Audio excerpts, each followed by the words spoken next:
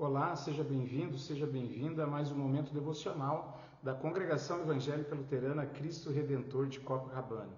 Que o Deus Pai, Filho e Espírito Santo abençoe o nosso estudo na sua palavra.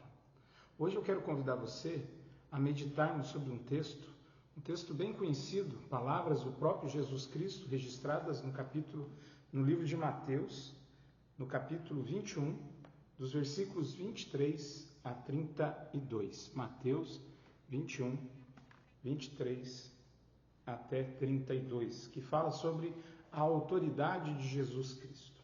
Esse texto ele foi registrado, esse momento histórico, na semana derradeira de Jesus Cristo, após a entrada triunfal de Jesus em Jerusalém.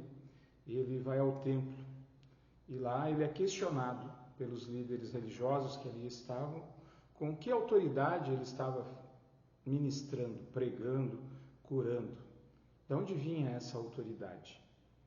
Então nós vamos refletir sobre esse texto e aplicá-lo também para a nossa vida hoje, 2000 anos depois desse acontecimento histórico.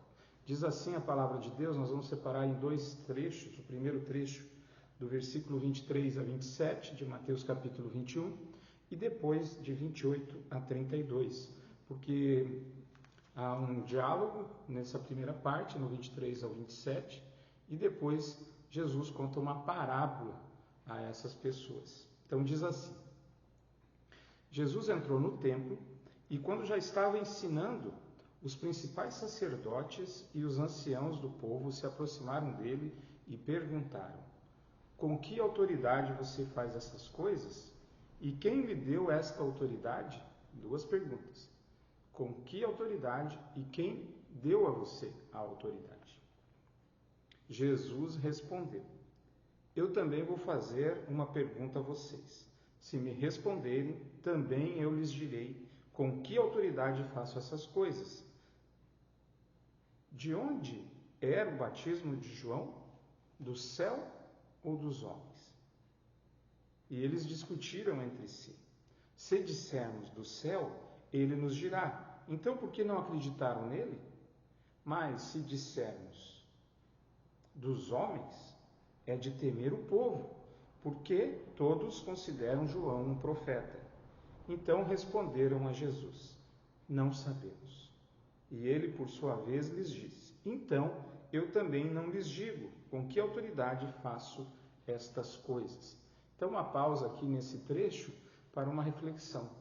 Nesse diálogo entre Jesus e os líderes, nós percebemos que não há da parte dos líderes uma sinceridade, uma autenticidade. E a gente vê que Jesus foi muito sábio ao lidar com eles. Eles estavam preparando uma armadilha para Jesus. Questionavam Jesus, não visando aprender com Jesus, mas sim de encontrar em Jesus alguma falha perante a lei e prendê-lo e puni-lo, o que eles conseguiram fazer na quinta-feira à noite, crucificando Jesus na sexta-feira. Então essa era a verdadeira intenção por trás. Era colocar Jesus em situações difíceis e se auto-incriminar. Mas Jesus, nesse momento, não era ainda chegada a sua hora, e ele então retruca esses líderes fazendo uma pergunta.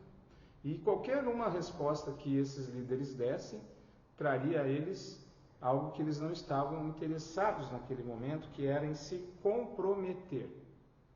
Qualquer resposta os comprometeria.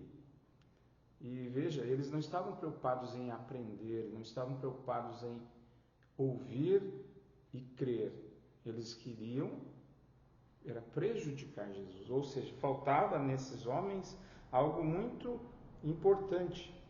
Faltava nesses homens autenticidade, verdade.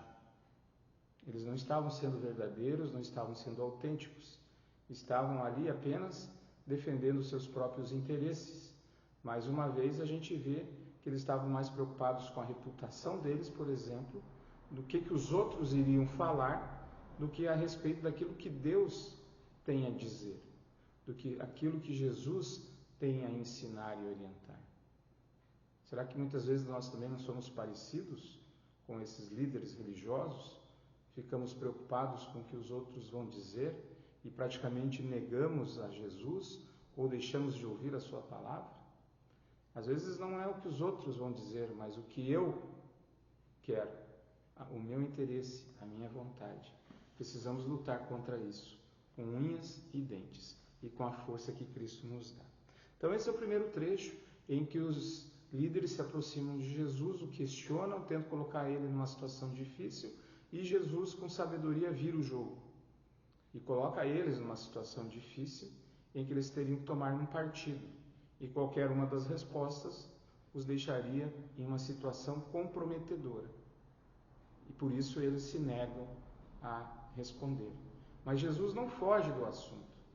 Ele agora entra numa segunda fase em que ele, através de uma parábola, de uma história, ele procura fazer com que aqueles líderes religiosos reflitam, ou pelo menos sejam, de uma maneira sábia por Jesus, questionados na sua maneira de viver. Jesus acaba pregando para eles lei. Como assim? Vamos olhar o texto? Versículo 28 e seguintes, que dizem assim. Então responderam, no 27, então responderam a Jesus, não sabemos. E ele, por sua vez, lhes disse, então eu também não lhes digo com que autoridade eu faço essas coisas. E aí ele já emenda com a parábola dos 2 filhos. O que vocês acham? Um homem tinha 2 filhos? Chegando-se ao primeiro, disse, filho, vá hoje trabalhar na vinha. E ele respondeu, não quero ir. Mas depois, arrependido, foi. Dirigindo-se ao outro filho, o pai disse a mesma coisa. Ele respondeu, sim, senhor, mas não foi. Qual dos 2 fez a vontade do pai? Então os líderes responderam, o primeiro. E então Jesus disse, em verdade lhes digo que os publicanos e as prostitutas estão entrando no reino de Deus primeiro que vocês, porque João veio até vocês no caminho da justiça e vocês não acreditaram nele. No entanto, os publicanos e as prostitutas acreditaram. Vocês, porém, mesmo vendo isso, não se arrependeram depois para acreditar nele. Então, até aqui o trecho que a gente quer comentar. Então, agora a gente vê que Jesus usa uma parábola para fazer com que aqueles líderes refletissem a respeito da pergunta que Jesus tinha feito a eles. Se a pregação de João era uma pregação que vinha da parte de Deus ou da parte dos homens. E aqui fica claro que Jesus deixa evidente que a pregação de João Batista era uma pregação divina, vinha do céu. E qual era o conteúdo da pregação de João? Arrependam-se, o dia do Senhor está chegando. Arrependam-se, mudem, deixem as velhas práticas. Voltem para Deus, sigam a vontade de Deus, não a do pecado, do diabo, do mundo e da nossa carne. Então, nesse trecho, ele separa em 2 grupos, ou a gente é o primeiro filho, ou a gente é o segundo filho. O primeiro filho, ele compara com aquelas pessoas que viviam afastadas da vontade de Deus, que não viviam de acordo com a vontade de Deus. Ele pega 2 grupos de pessoas que, de uma certa maneira, eram julgados como pecadores, como à margem da sociedade, publicanos, que são os cobradores de impostos, que eram vistos pelos judeus como traidores, pois estavam trabalhando para o Império Romano, que os escravizava, os dominava, e as prostitutas. Então ele coloca com essa ênfase, exatamente chamar a atenção deles, como assim, eu, líder religioso,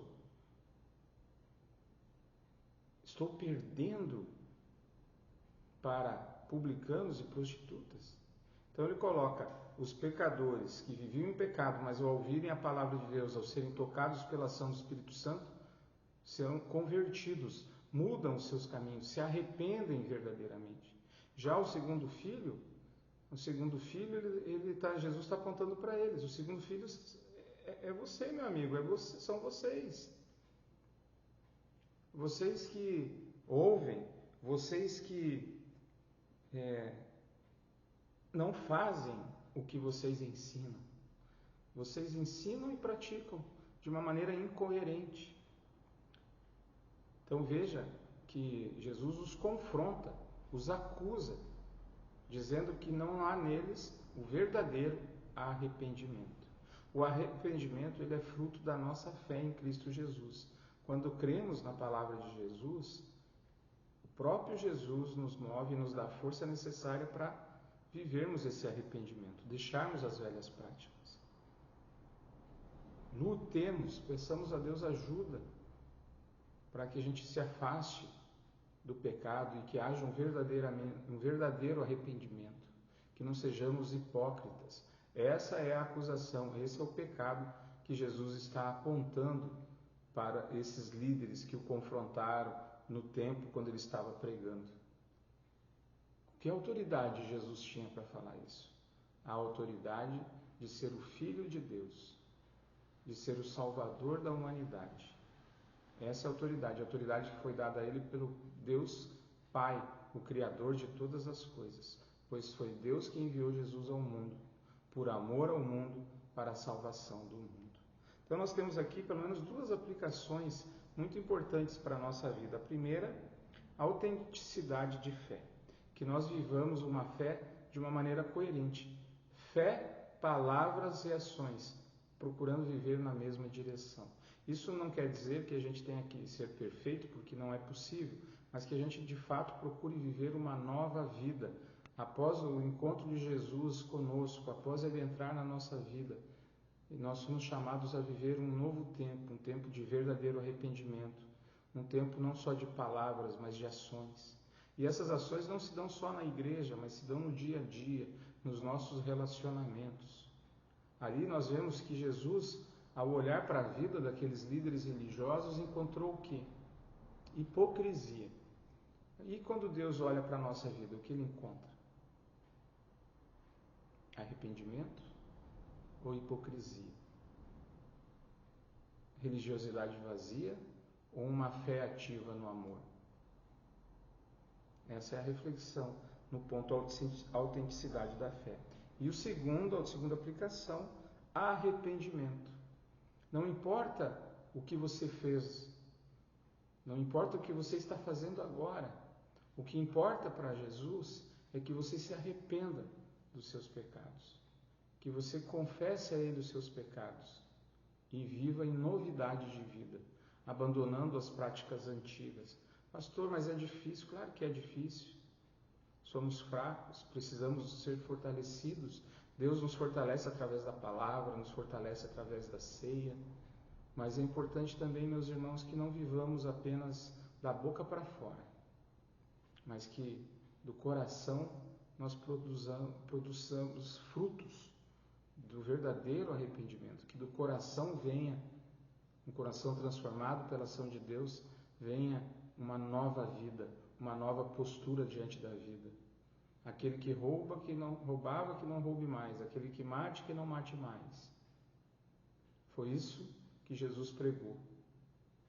Com que autoridade? Com a autoridade de ter sido enviado pelo Pai, pelo Criador, para a nossa salvação, a nossa restauração. Que sejamos crentes de todo o coração. Amém. Vamos orar? Querido e bom Deus, perdoa-nos pelos nossos pecados, dá-nos a força necessária, Senhor, para que vivamos em arrependimento sincero. Não queremos ser hipócritas, queremos viver uma relação autêntica contigo. Mas nos ajude, pois sem a força que o Senhor nos dá, nós não somos capazes. Por amor de Jesus. Amém. Receba a bênção do Senhor. Que o Senhor te abençoe e te guarde. Que o Senhor faça resplandecer o seu rosto sobre ti e tenha misericórdia de ti.